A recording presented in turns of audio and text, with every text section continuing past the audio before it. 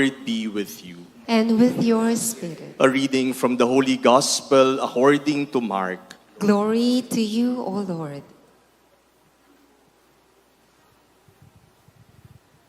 Again, Jesus left the district of Tyre and went by way of Sidon to the Sea of Galilee, into the district of the Decapolis. And people brought to him a deaf man who had a speech impediment, and begged him to lay his hand on him. He took him off by himself away from the crowd. He put his finger into the man's ears, and spitting, touched his tongue. Then he looked up to heaven and groaned, and said to him, Ephphatha, that is, be opened. And immediately the man's ears were opened, his speech impediment was removed, and he spoke plainly. He ordered them not to tell anyone, but the more he ordered them not to, the more they proclaimed it. They were exceedingly astonished, and they said, He has done all things well. He makes the deaf hear, and the mute speak. The Gospel of the Lord. Praise to you, Lord Jesus Christ. Please be seated.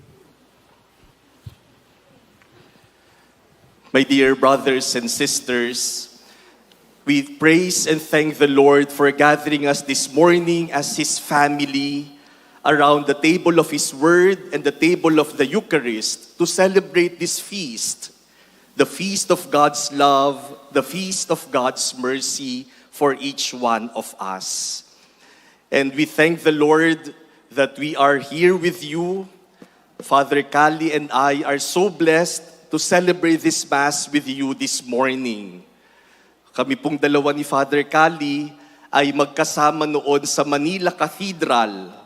I was the rector of the Manila Cathedral. He was my vice rector. Tapos nalipat po kami ng assignments. Ngayon po ako ay naglilingkod bilang mall chaplain of 2 chapels inside 2 malls. Landmark Makati and SM Makati. May mga malls, may mga chapels po doon sa malls, kaya doon ako naglilingkod. Ako po ay paring legal mag-mall araw-araw. Kasi nandun yung aking simbahan. Si Father Kali naman po ay pinadala sa Rome para mag-aral for 3 years. Nakaka 1 year na po siya at ngayon nagbabakasyon lang siya. By end of the month, he will go back to Rome to continue his studies. Kaya nung pong nagtatanungan kami, o sinong magmimisa, sinong mag-homily, sabi niya, ako magmimisa, ikaw ang mag-homily. Dati po hindi niya magagawa yun kasi ako yung rektor. Siya ang sumusunod sa akin. Ngayon, equal na, patas na, kaya sumusunod na ako sa kanya. And so we thank the Lord for this morning, for the blessing of this day, for the blessing of being gathered together as God's family. You know, my dear brothers and sisters, when Jesus, in our gospel this Sunday, healed the man who was deaf and mute, the people said, at the end of our gospel, He has done all things well. They were so astonished at what Jesus did that they said, He has done all things well. Because the man was unwell. He was not able to speak. He was not able to hear. But after Jesus touched the man became well. Truly, Jesus makes all things well. This is also what our first reading tells us, that God comes to us. And when God comes to us, He brings salvation. And salvation is nothing else but making all things well. The eyes of the blind will be opened. The ears of the deaf will be cleared. The lame will leap like a stag, and the tongue of the mute will sing. God makes all things well. And that is our hope, my dear brothers and sisters. There are many areas in our lives that are unwell. Maybe we are unwell because of an illness. Maybe relationships are unwell. Maybe in business or in work or in school, things are not working well. But if we allow Jesus to touch us, He will make everything well. But you know that statement, He makes everything well, He has done all things well, has a double meaning. The first meaning is that the result, the effect of what Jesus does is to make everything well. Ang nagiging bunga ng ginagawa ni Jesus, napapabuti niya, pinapagaling niya, pinaghuhusay niya ang lahat ng bagay. But there's another meaning to that statement. When we say that God makes all things well, it also means the manner by which God does His work. He makes it well. He does things well. Ibig sabihin, pinagbubuti niya, ginagalingan niya sa lahat ng kanyang ginagawa. He gives His everything. He gives His all in everything that He does. And this is also the reminder of St. James in our second reading today.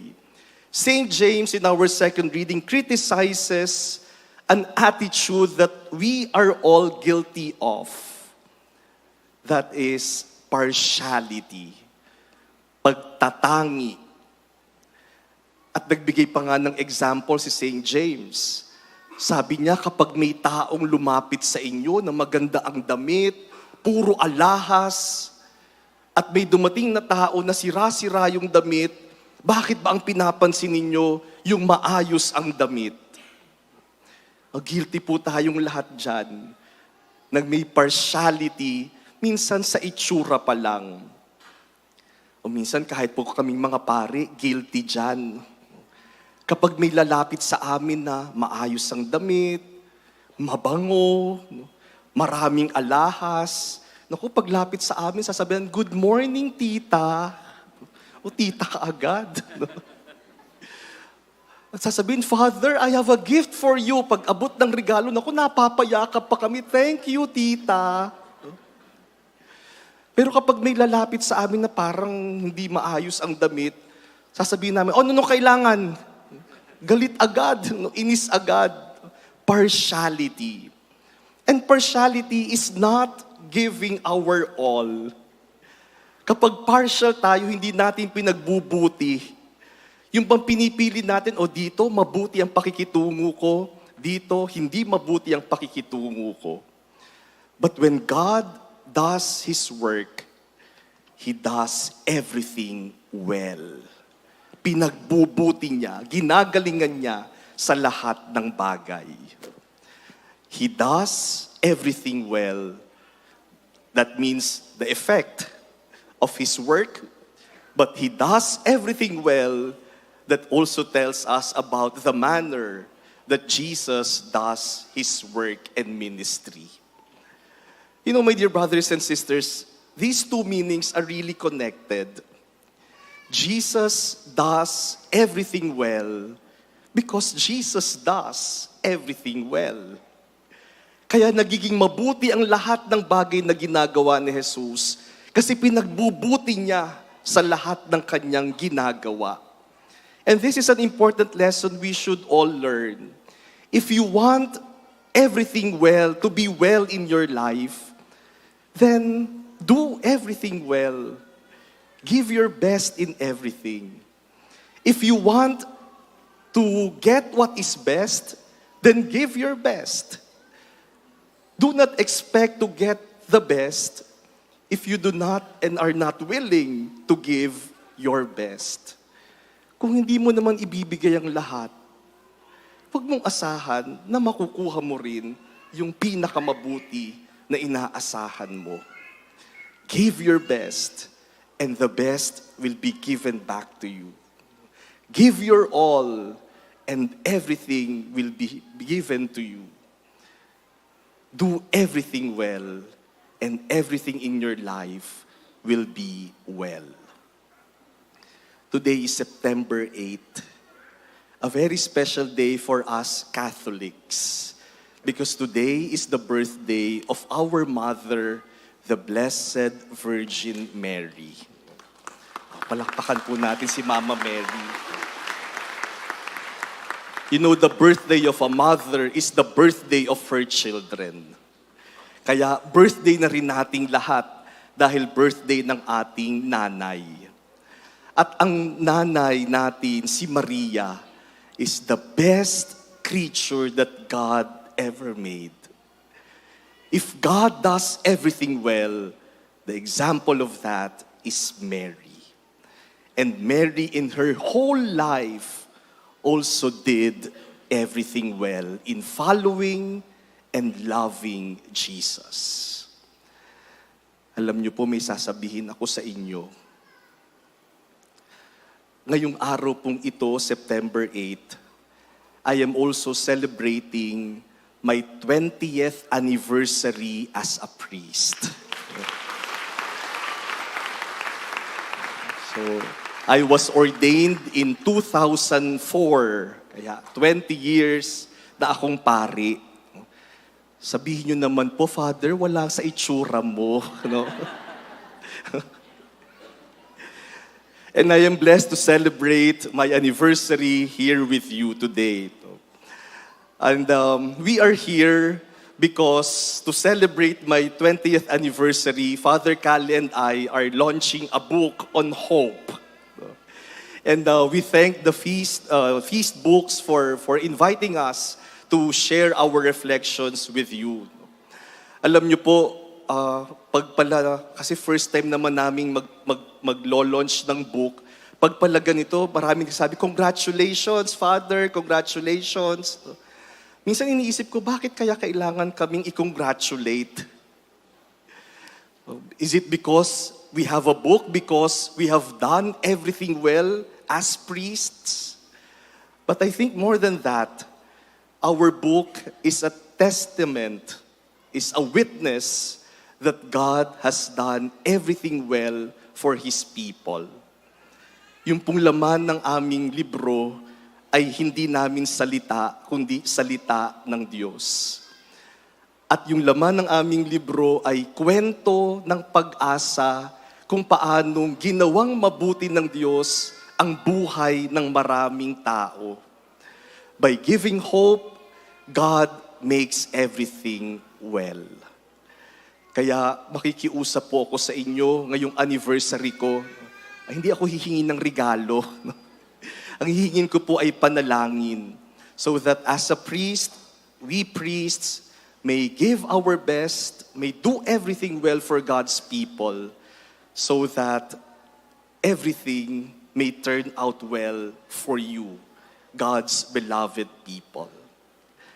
My dear brothers and sisters, today, God gives us hope.